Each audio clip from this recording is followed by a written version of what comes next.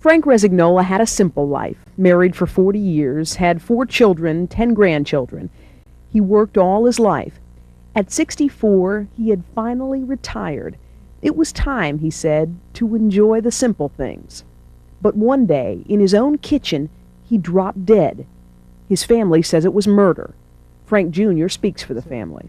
In the case of my dad, it appears that all of the evidence was bungled, it was lost, even though we're convinced that my father was murdered. The family says in order to understand this story, you have to go back to 1989. The Resignolas lived here in Morgan City. Their daughter, Jenny, lived with them. She was a nurse at an area hospital.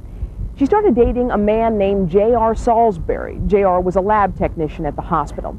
Now, slowly, J.R. became very close with the family. He became almost part of the family.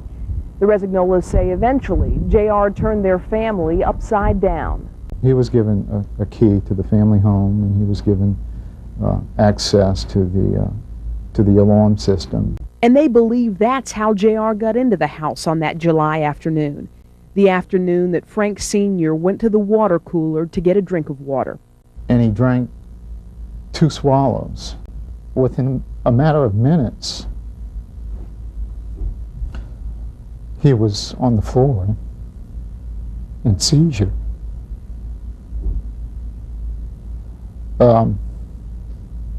He was gasping for air. Frank Sr. died. The coroner said it was a stroke and nobody questioned it. The day of the funeral, Frank Jr. went to his parents' house and started to drink some water from the cooler. As soon as it touched his lips, he spit it out. I went to my mom and I asked her, I said, "What's wrong with the water?" And she said, "You didn't drink that, did you? Your father drank that right before he fell to the floor." The family says there was something in the water, something wrong. But a family lost in grief wasn't thinking about murder. Nobody ever tested the water, and somebody threw it out. J.R. Salisbury left town. He moved to Napoleonville, moved in next door to a doctor. Then something unbelievable happened. 2 months after my father's death, Dr. Seludo in Napoleonville, next door neighbor of J.R. Salisbury, drank some bottled water in his apartment. Immediately began gasping for air.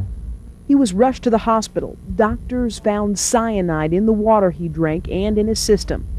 Dr. Manolito Seludo is now an invalid. He can't walk, talk, or eat on his own. J.R. Salisbury is charged with trying to kill him. When the Resignolas heard about this, they had their father's body exhumed to see if cyanide killed him. But because of decomposition, they were